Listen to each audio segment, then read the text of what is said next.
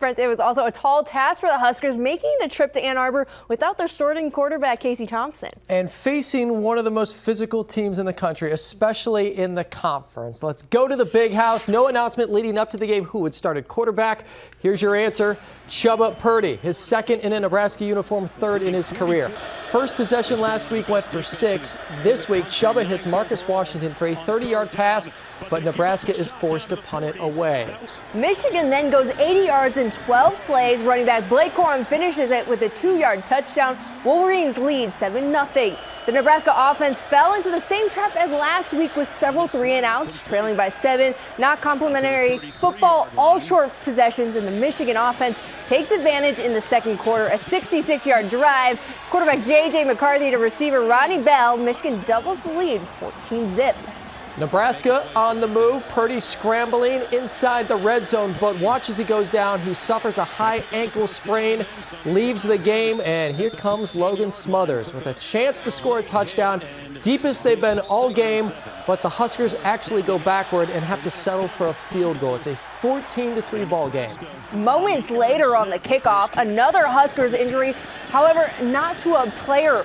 Offensive coordinator Mark Whipple taken out on the sideline. In his mid-60s, he's been dealing with a leg injury through the season. He even wore a boot to the game. After this collision, Whipple spent a lot of time with the medical staff and stayed in the locker room at the half, then made his way to the coach's box up top. Nebraska only possesses the ball for 4 minutes and 13 seconds in the third quarter, only 8 offensive plays.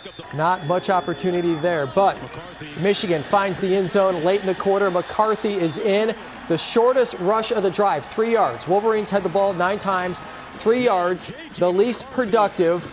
A clear advantage for the offensive line for the home team, and the Wolverines add 10 more points in the fourth quarter to win it 34-3.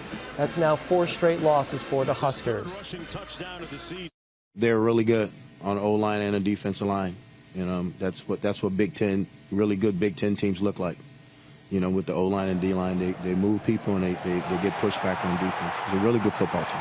I think they're a great team. Hats off to them. They played a great game. So best of luck to them for the rest of the year. It was a very cool experience. You know, it's a really highly rated team, and they played a phenomenal game. You know, they executed really well. So, you know, we continue to fight, and we'll continue to fight throughout the rest of the year. The last 3 weeks or whatever we faced, you know, they keep saying the best back in the Big Ten. You know, which one is it? So, I think it's a challenge each week. You know, the next 2 running backs, I know the next running back for sure, Wisconsin running back can be a good player too. So it's just all about doing your job, you know, knocking the guy back and getting off blocks. Corum had himself a day, 162 yards on 28 carries. To put this into perspective, Corum had more rushing yards than Nebraska had total offense, only 148 yards for the Huskers. Not a great day to throw the ball, but still, Trey Palmer only had 5 catches for 12 yards. That is it. We'll have much more coming up in sports.